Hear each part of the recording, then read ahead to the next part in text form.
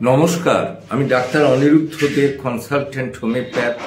আজকে আমার ইউটিউব চ্যানেলে লাইকোপোডিয়ামের গ্যাস্ট্রাইটিস নিয়ে আলোচনা করব। এখনো যারা আপনারা আমার চ্যানেল সাবস্ক্রাইব করেননি তাদেরকে চ্যানেলটি সাবস্ক্রাইব করার অনুরোধ করছি এবং ভিডিওগুলি শেষ পর্যন্ত দেখার জন্য আবেদন করছি। গ্যাস অম্বল হয় না এমন রোগী কিন্তু খুবই কম দেখা যায়।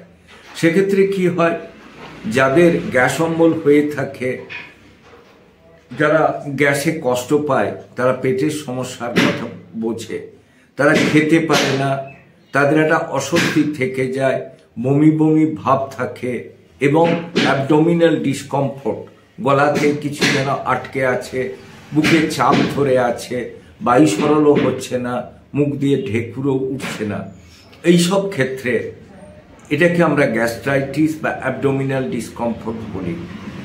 খেতে পাচ্ছে না রোগী, কিন্তু দুপুরবেলা খেলো, দুপুরবেলা খাবার পর তার ঘন্টা দুই পর থেকে যেন একটা অস্বস্তি রয়ে গেল এবং সেই অস্বস্তিটা রয়ে যায় বিকেল 4টে থেকে রাত্রি 8টা পর্যন্ত।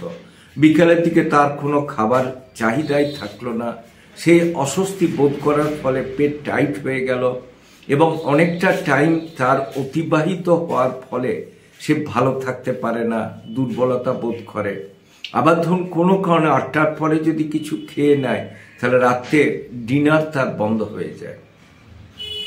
এবং এই লাইকোপোডিয়াম রোগীর ক্ষেত্রে দেখা যায় যে পায়খানা ক্লিয়ার হয় না, সকালে উঠেই যে পায়খানা যাবে তার কোনো আর্জ নেই, নির্দিষ্ট কোনো সময় নেই, সারাদিনে যখন তখন তার পায়খানার বেগ আসে। কিন্তু যদি আমরা নির্দিষ্ট সময়ে পায়খানা যাওয়ার ব্যাপারটাকে ঠিক করি, সেক্ষেত্রে কিন্তু অনেক সময় ওই টাইমিংটা চেঞ্জ হয়। আর লাইকোপোডিয়ামের আরেকটা কি দেখা যায় যে তাদের সেক্সুয়াল অ্যাফিনিটিও কমে যায় এবং এই গ্যাস্ট্রাইটিস, সেক্সুয়াল অ্যাফিনিটি দুটোই কিন্তু মানুষের জীবনে অপরিহার্য। দুটোই যদি কমতে থাকে, সেক্ষেত্রে রোগী ভেঙে পড়ে, কোনো কিছু বলতে পারে না, ডাক্তারকে যেও সব কথা ঠিকভাবে প্রকাশ করতে না পারার ফলে সে নিজেই নিজের সমস্যা একাই বয়ে বেড়ায়। কিন্তু যদি সে ঠিকমতো ভাবে তার রোগের লক্ষণ ডাক্তারকে বলে প্রকাশ করতে পারে, তাহলে কিন্তু রোগটা সেরে যায়। এবং সেক্ষেত্রে আমরা কি করি, যে কেস হিস্ট্রি নিয়ে যদি লাইকোপোডিয়াম পায়, তাহলে লাইকোপোডিয়াম দিলেই কিন্তু টোটাল কেসটা বেরিয়ে আসবে। না হলে কি হবে, রোগী ভুগতে থাকবে, সে বলতে পারলো না, বোঝাতে পারলো না, না বোঝানোর ফলে তার রোগ কিন্তু পরপর পরপর বেড়ে এমন একটা জায়গায় পৌঁছাবে যে ক্ষেত্রে লাইকোপোডিয়াম দিলেও সাথে সাথে রেসপন্স করবে না। আর সাথে সাথে রেসপন্স না করার ফলে রোগী হীনমন্যতায় ভুগবে। এই হীনমন্যতাটা সবচেয়ে বড় কারণ।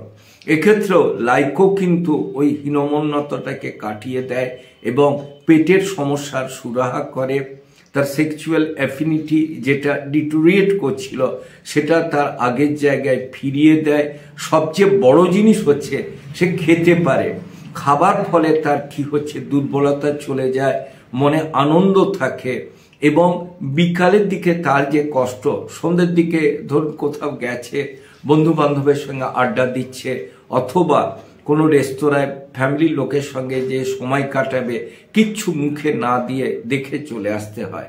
কিন্তু আমরা যদি লাইকোপোডিয়াম চয়েস করি, যদি লাইকোপোডিয়াম দিই, তার বিকেলের দিকে খাবার চাহিদাটা বাড়বে, অস্বস্তিগুলো কমবে, রোগী ভালো থাকবে। তবে কখনোই নিজেরা রোগের লক্ষণ বা ওষুধ জেনে ওষুধ না দিয়ে কোনো ডাক্তারবাবুর পরামর্শ মতো চলবে। আমার চ্যানেল যদি আপনাদের ভালো লাগে, অবশ্যই লাইক করুন, শেয়ার করুন, কমেন্ট করুন, সাবস্ক্রাইব করুন। প্রয়োজনে 9434183198 যোগাযোগ করুন। ভালো থাকুন, সুস্থ থাকুন।